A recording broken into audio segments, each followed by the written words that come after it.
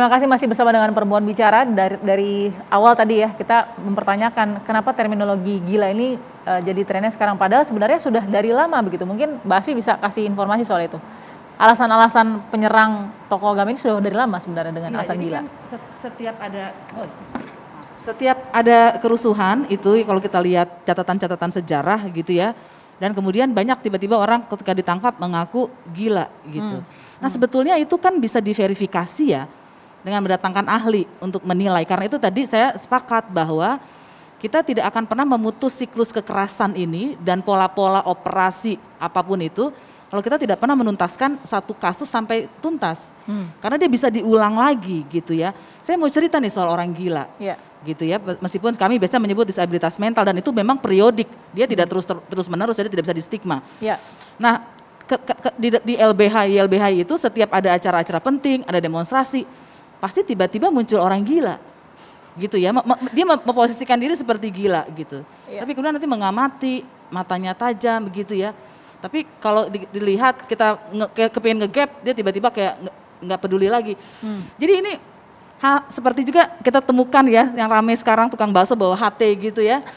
Nah jadi ini kan menurut saya karena itu kita harus hati-hati memang. Jangan sampai kita terjebak di dalam permainan itu. Oke, saya mau ke Dara. Mungkinkah kemudian tadi ya disabilitas mental atau mungkin orang dengan gangguan jiwa atau orang gila misalnya katakan bisa dipolakan, bisa dibuild, bisa dibuat sehingga digunakan oleh oknum. Tentu kalau kita bicara tentang kesehatan mental, kausalitasnya beragam, penyebabnya beragam dan akan terlalu simplistik dan jahat kalau kita mengatakan bahwa orang gila ini dipergunakan oleh oknum-oknum tertentu gitu. Saya setuju yang dibilang Mbak Asfi bahwa ini ya tinggal diverifikasi saja dengan mendatangkan psikiater, psikolog dan beneran dites aja apakah ini orang beneran gila. Tapi kalau dalam setiap narasi ini kita kemudian mengkambing hitamkan orang gila, orang dengan gangguan jiwa, saya kira kita jadi pihak yang jahat juga di sini dan semakin menstigma bahwa ketika ada penyerangan ulama pasti orang gila gitu kan. Jadi disitulah dan pentingnya. Dan itu sudah ada stigma ya sebenarnya. Pasti, dan tanpa stigma itu pun orang-orang dengan gangguan mental di Indonesia kurang mendapatkan perhatian gitu kan. Jadi saya kira pemberian stigma seperti ini ya menambah buruk apa yang sudah terjadi selama ini gitu. Oke, bagi Mbak Devi gimana? Kita belajar dari dulu juga sempat almarhum Syekh Ali Jaber misalnya di Lampung ketika sedang melakukan ceramah juga terkena begitu dengan penyerangan dan memang ketika ditelusuri seakan-akan anak muda ini ada disabilitas mental. Gini, saya kok melihat bahwa justru peristiwa-peristiwa ini menunjukkan bahwa memang ada persoalan terkait gangguan mental dan kejahatan yang perlu kita perhatikan. Saya kok tidak mau melihat ini sebagai sebuah bentuk konspirasi, walaupun sah-sah saja. Kalau kemudian memang ada upaya untuk melihat, wah jangan-jangan jangan-jangan ke sini. Tapi justru ini momentum untuk menyadarkan semua orang bahwa bicara stres, lihat kemarin ada yang bunuh diri live. Ini tidak bisa dianggap enteng. Kalau kemudian aksi stresnya tadi ada dua, orang selalu ada dua reaksinya. Dia akan fight, dia akan bertarung atau dia akan flight, dia akan menarik dirinya, akan kabur. Nah kalau yang kabur dia memilih bunuh diri. Tapi ketika kemudian dalam kondisi stres, depresi tertentu bisa jadi yang dilakukan adalah dia melakukan tindakan kekerasan terhadap orang lain. Nah ini yang akarnya harusnya kita selesaikan. Terpulang apakah memang hasil pengusutan dari pihak aparat menunjukkan ada hal-hal lain. Nah ini yang kemudian mohon maaf di era yang sekarang begitu transparan menurut hemat saya sebenarnya untuk melakukan sebuah kebohongan atau melakukan sebuah konspirasi agak sulit ya tanda kutip saya sampaikan karena semua orang menjadi CCTV siapapun bisa menyampaikan fakta yang artinya bisa diverifikasi juga. Nah saya malah ingin melihat bahwa hati-hati bisa jadi di antara kita semua berpotensi melakukan kekerasan karena kita tidak sadar bahwa kita sedang mengalami stres dan penelitian-penelitian menunjukkan situasi krisis seperti pandemi atau bencana alam dan sebagainya itu menimbulkan yang namanya stres kolektif. Nah artinya jangan kemudian kita mencoba menarik-narik ini ke urusan misalnya ada urusan tanggal soal komunis misalnya atau yang lain-lain. Menurut hemat saya ada hal yang lebih besar secara sosial karena saya pengamat sosial yang harus kita selesaikan dan ini membutuhkan perhatian. Bu Kusnul, sampai dari mungkin 2018 ya yang cukup gencar sampai tahun ini, ada nggak perubahan mungkin perlindungan juga atau mungkin regulasi yang mungkin lihat oleh Bu Kusnul berubah dengan kasus-kasus ini?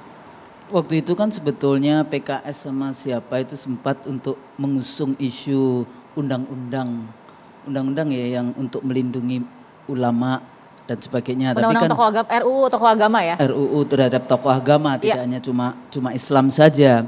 Nah, di sini memang kalau kita bicara peran dari partai politik, seharusnya dia menjadi intermediary antara masyarakat dengan pemerintahnya, ya, termasuk bagaimana supaya tidak terjadi konflik-konflik yang kemudian meluas. Nah, persoalannya rezim hari ini, kalau tadi nggak bisa ya, studi saya ilmu politik, mau nggak mau kita lihat kalau ada polanya, kalau tadi banyak sekali kemudian rezim ini kadang-kadang berpikir masih menjadi penjajah Belanda. Kalau dari sejak kapan sebetulnya itu kan pola-pola sejak zaman penjajah tahun 48, kemudian 65, kemudian yang 80-an yang kasus Tanjung Priok, kemudian dan seterusnya. Memang kita punya masalah besar di dalam konteks harga, jadi tragedi kemanusiaan kita ini cukup luar biasa gitu ya. Awal 98 yang saya keliling di 17 provinsi waktu itu ya, di dalam konteks konflik resolution.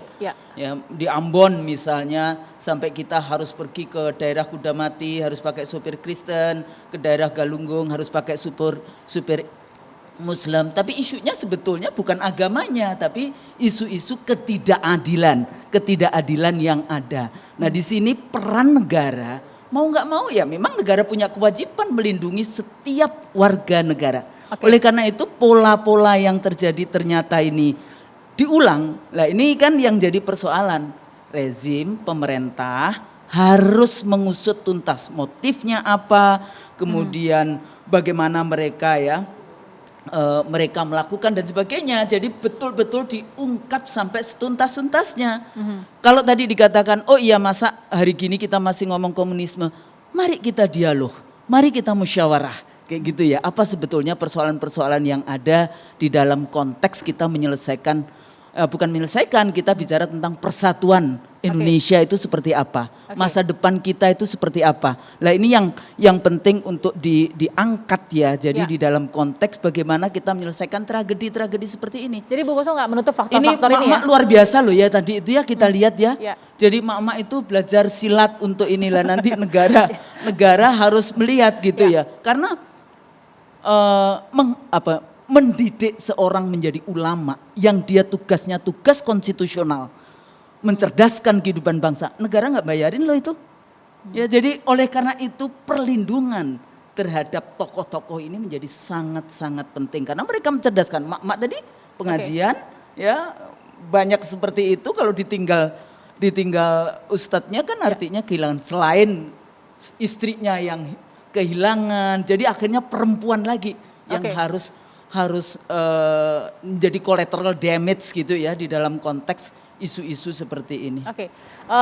Kasus demi kasus kan ada ya Dara ya, tapi informasi atau kemungkinan pansus dibentuk untuk menyelesaikan kasus-kasus yang tadi menggantung, yang Dara perhatikan seperti apa di DPR? Paling tidak ya, melihatnya dulu ya, melihatnya di DPR. Kalau memang ada pansus, setuju atau tidak, atau it's a waste of time atau bagaimana?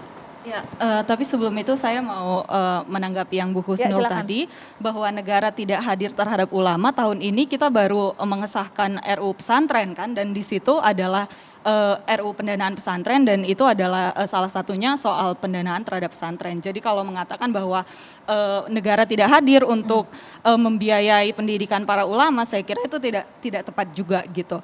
Tapi yang kedua, kalau misalnya memang bentuk pansus, ya sebenarnya setuju saja gitu. Jadi karena sudah perlu ya menurut Dara?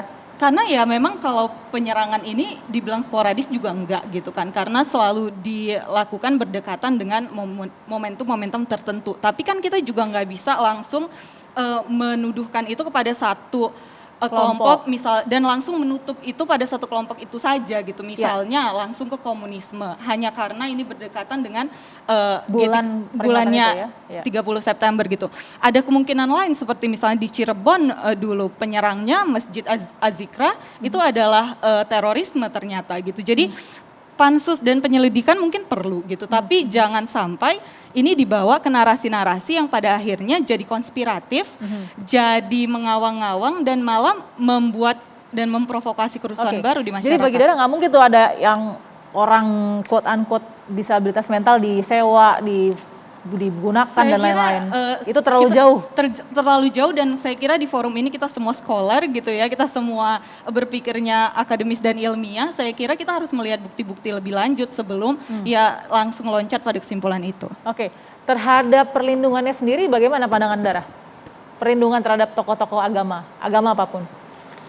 Tentu mereka harus dilindungi sesuai dengan ya ancaman yang mereka hadapi gitu. Tapi juga jangan menutup kemungkinan bahwa kita tidak boleh membedakan adanya perlindungan terhadap satu agama tertentu saja misal, atau hanya terhadap salah satu profesi saja gitu. Oke, Mbak Asfi, kalau saya mau tanya di lapangan sendiri nih, sebenarnya apakah hak dari atau mungkin ya hak perlindungan yang harus diterima oleh tokoh agama ini sebenarnya diterima atau tidak sih?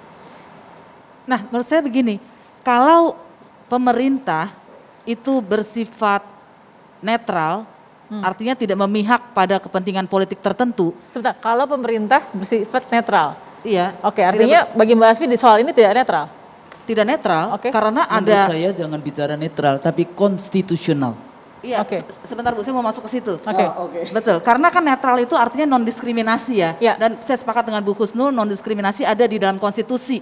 Ya. Gitu. Jadi kalau pemerintah khususnya aparat penegak hukum menjalankan hukum tanpa diskriminasi, maka semua orang akan terlindungi termasuk tokoh agama. Oke. Gitu ya. Tapi in konkret gimana caranya Kalau memberikan dalam- perlindungan di lapangan itu sebegitu besar dan banyak dan luasnya? Itu tugasnya polisi. Jadi yang sering kita lupakan, polisi itu sebetulnya salah satu institusi yang paling penting dalam menjaga hak asasi manusia orang. Ya. Karena dia melindungi, menjaga ya supaya mencegah dan lain-lain ya. Ya.